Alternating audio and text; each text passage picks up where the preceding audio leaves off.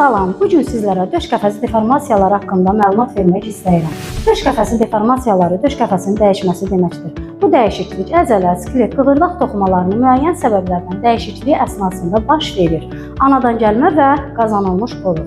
Döş qəfəsində yerləşən orqanlarda ağciyər, ürək və s. həmçinin onurğaya neqativ təsir edir. Eləcə də estetik cəhətdən psixoloji təsirlərə gətirib çıxara bilər. Yaranma səbəbləri müxtəlifdir. Bunlardan raxitlik, skolyoz, kifoz və s. İki forması mövcuddur. Pinəçi döş qəfəsi döş sümüyü içəribatok formada olur. Toyuq döş qəfəsi döş sümüyü önə doğru qabarıq olur.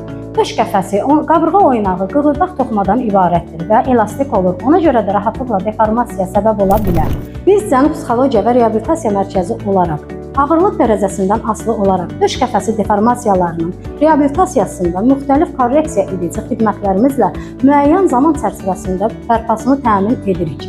Əziz cənublular, Cəlilabad və Göytəpə sakinləri, əgər sizin də yaxınlarınızda və ətrafınızda bu və bu kimi problemlərdən əziyyət çəkənlər varsa, o zaman bizə müraciət edə bilərsiniz.